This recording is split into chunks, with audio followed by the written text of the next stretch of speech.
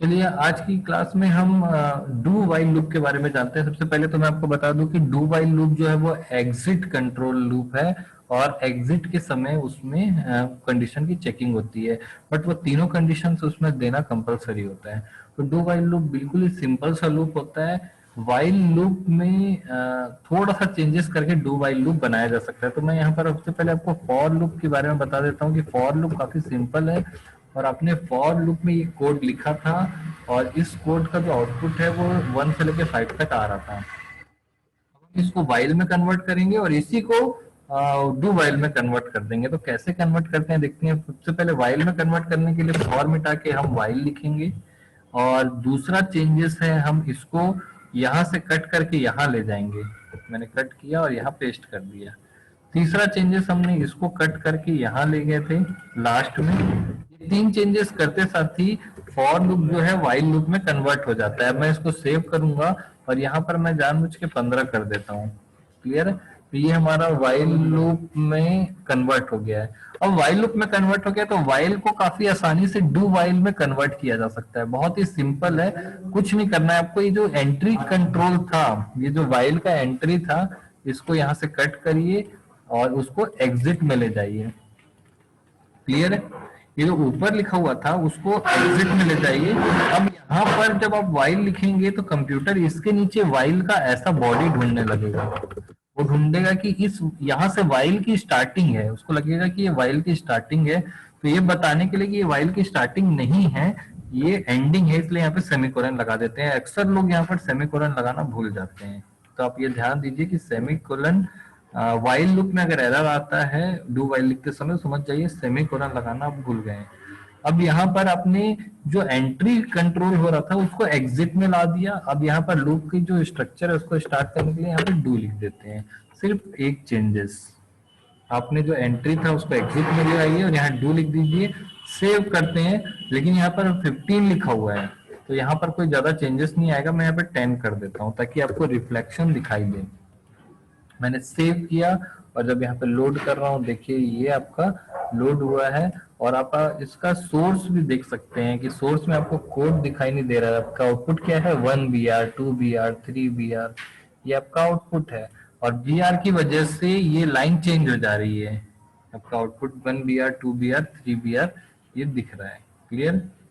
तो ये हमने डू वाइल लूप देखा, बहुत ही सिंपल है। आइए इसके बारे में थोड़ा सा थ्योरी की जानकारी, इसके सिंटेक्स वगैरह के बारे में और फ्लो चार्ट वगैरह के बारे में हम देख लेते हैं। पीएचपी में जो डू वाइल लूप है वो एक एग्जिट कंट्रोल लूप होता है और इसमें जो लूप की बॉडी है वो वन टाइम एग्जीक्यूशन उसका होता ही होता है। यानी प्रोग्राम जब लूप की बॉडी को एग्जीक्यूट करने के बाद जब लूप के स्ट्रक्चर से बाहर निकल रहा होता है उस समय इसकी जो है आगे की जो टर्मिनेटिंग कंडीशन है, जो एंड कंडीशन है, वो चेक की जाती है लूप के एग्जिट करते समय। तो ये एग्जिट कंट्रोल लूप है और इसके बारे में और हम जानते हैं कि एग्जिट कंट्रोल लूप किस तरीके से उसका फ्लो चार्ट होता है। सबसे पहले हम इसका सिंटेक्स देखेंगे। यहाँ पर देख पा रहे हैं कि हमारे पास एक जो सिंटेक्स है वो बिल्कुल सेम है। मैंने अभी आपको थोड़ी देर पहले ही बताया था कि डू वाइल जो है वो एग्जिट कंट्रोल लूप है। तो यहाँ पर वाइल वाला जो ऊपर लिखा होता था उसको हमने नीचे लिख दिया और यहाँ पर सेमीकोलन लगाना जरूरी है। बहुत इंपॉर्टेंट चीज है, मैं बार बार फोर्स करके बता रहा हूँ। अधिकतर लोग 95% लोग सेमीकोलन लगाना भूल जाते हैं और इसी वजह से उनको डू वाइल लूप काफी कठिन लगता है। तो ये सेमीकोलन जो मैंने ट्रिक बताई कि आप यहाँ से उठाकर नीचे लाइए, सेमीकोलन लगाइए, यहाँ पे डू लगा दीजिए, बहुत ही सिंपल है।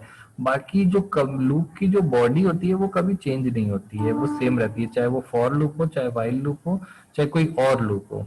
क्लियर।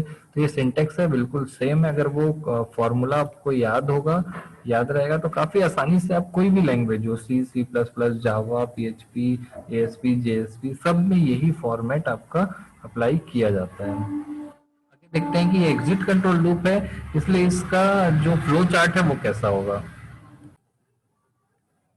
फ्लो चार्ट की बात करें तो यहाँ पर आपको फ्लो चार्ट जो दिख रहा है, मैंने अभी थोड़ी देर पहले भी बताया था कि यहाँ पर लूप की कंडीशन जो एग्जीक्यूशन है वो कैसे होगा। देखिए इसका जो फ्लो होगा वो ऐसा होगा और बॉडी एक ना एक बार जरूर एग्जीक्यूट होगी ही होगी, यानी कि आप एग्जाम दे देंगे उसके बाद एग्जिट करते समय आपकी एडमिट कार्ड को चेक किया जाएगा। क्लियर है?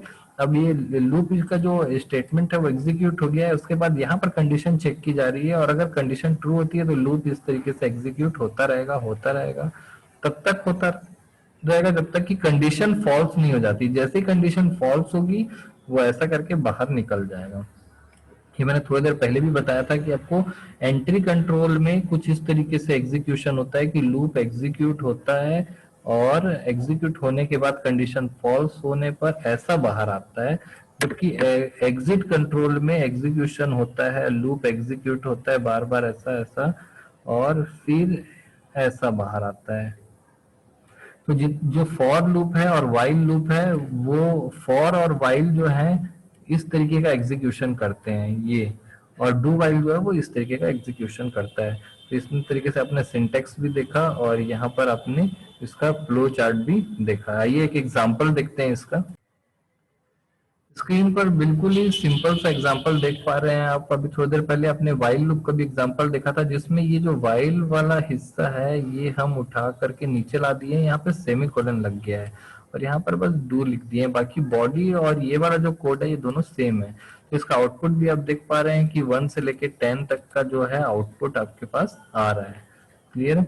तो इस तरीके से हमने अभी देखा फॉर लूप और वाइल लूप के बारे में समझा, और कुछ एग्जांपल्स इसमें आप और भी देख सकते हैं। जैसे आपके पास ये भी एग्जांपल है जिसमें मल्टीपल टाइम्स आप यहाँ पर आउटपुट प्रिंट करा सकते हैं। आपने यहाँ पर 10 टाइम्स लिखा है और इको करा दिया है यहाँ पर, तो ये 5 टाइम्स से 5 से लेकर के 10 तक, यानी कि 5 टाइम्स जो है आउटपुट आपको दिखाई देगा। तो ये था आपका डू वाइल लूप या एग्जिट कंट्रोल